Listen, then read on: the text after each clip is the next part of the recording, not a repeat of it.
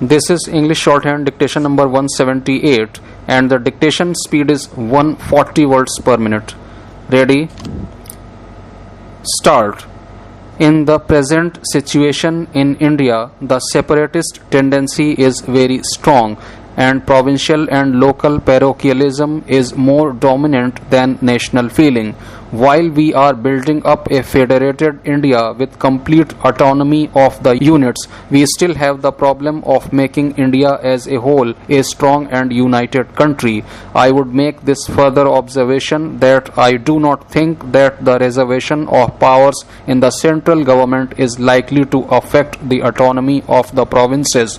The reservation of powers as interpreted by the Judicial Committee of the Privy Council in the case of Canada has not had this overriding effect. It means a power that comes into existence in an emergency in a field not specifically allotted to the provinces.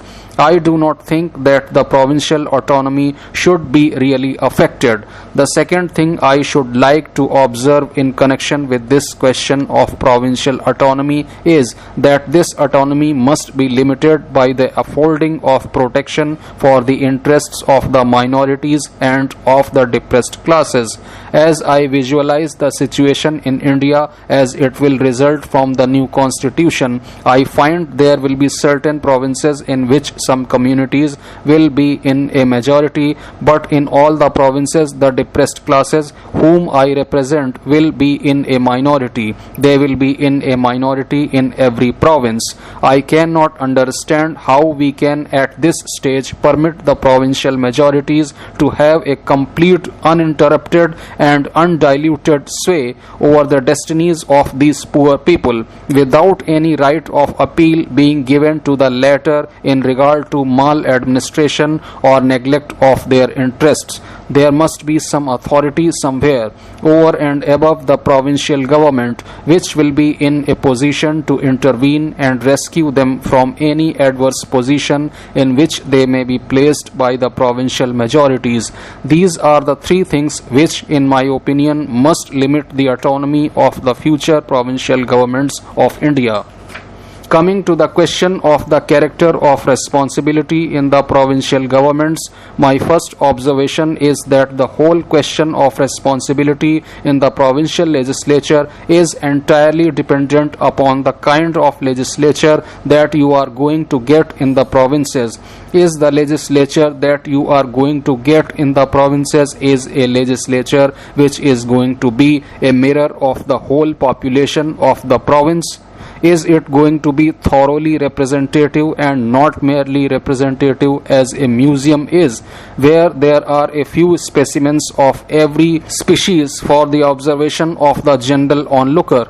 If every minority and every class which fears its existence will jeopardized is placed on a position to make its influence felt, then I think in a legislature of that sort there will be no harm in conceding the principle that provincial responsibility may be introduced to the fullest extent. That is my first observation.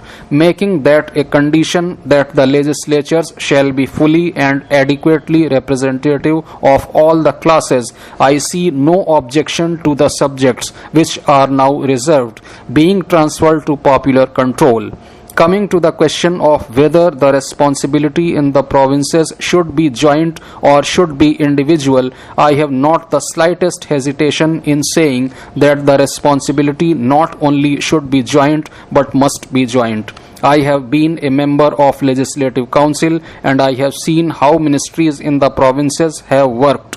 It has been a most painful experience for me, as it has been the experience of many of those who have had the misfortune or the good fortune to be members of a legislative council, to find that ministries have been working as a kind of loose confederation without having any complete or unanimous view on a particular policy which they adopted. There have been divided councils and cases of ministers not being very willing to support each other. What has been the result? The result is that in no instance have we had any considered policy put forward by the cabinet as a whole, worked out in detail and placed before the Legislative Council. Things have been done by fits and starts, and I do not think we want our responsibility in future to be bungled in that fashion. Turning now to the question of communal representation in the cabinets, I must confess that I am not very much drawn to the suggestion which is often made that there should be communal representation in the cabinet. I am not, of course, oblivious of the fact.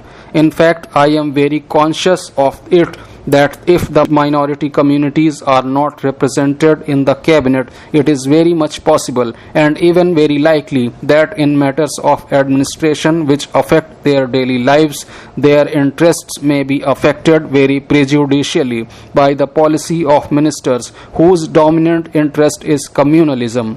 I do not forget that for a moment, but my submission is that there is a better way of dealing with that sort of evil.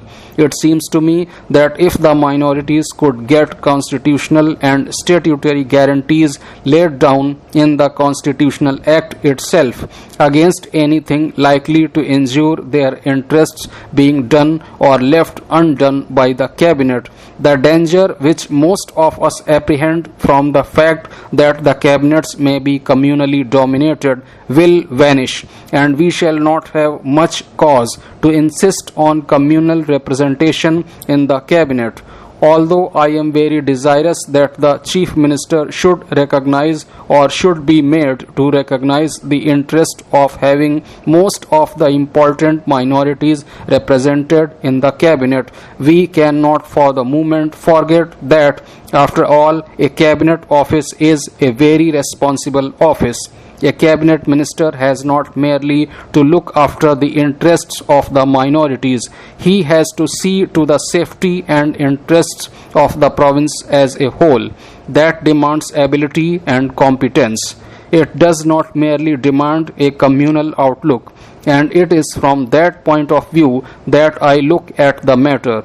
I should like to have the interests of the minorities and the depressed classes safeguarded in such a manner that constitutionally it would be impossible for ministers drawn from the majority communities to do anything prejudicial to the minorities or to neglect their interests. Coming to the question of the relations between the governor and his ministry, I think one thing is obvious, that no constitution can permit the governor the power to interfere in the day-to-day administration of the country if it is really to embody a responsible government and collective responsibility. That would run quite across the system of responsible government and collective responsibility. The ministry must be allowed to carry on the day-to-day administration on the basis of joint responsibility. When we come to the question of the emergency powers, it is suggested that it should be left with the governor. I find myself in a somewhat difficult position because I do not understand exactly what is meant. Is it meant that when an emergency arises, the governor should simply dismiss the ministry and have nothing to do with it, and should promulgate whatever laws, ordinances or measures he thinks are necessary to meet the situation, notwithstanding the fact that they are opposed by the ministry? I do not know what is wanted. I can quite understand the governor should have the absolute, undoubted and unrestricted power of dismissing a ministry which he thinks is not acting in the best interests of the country. But I cannot understand how there can be responsible government in a province in which the governor is allowed to do something without a ministry. It is one thing to say that the governor should have a ministry with which he agrees in a particular emergency, but it is quite a different thing to say that when an emergency arises, the governor should simply disregard the ministry altogether. I think this point will have to be worked out in some deal, for I do not understand it. Coming to the question of the services, there is one observation I am bound to make. I quite agree in principle that with provincial autonomy, the power of regulating the services in a province should belong to that province, and that the provinces should have full liberty to Indianize the services as they desire and according to their means and circumstances.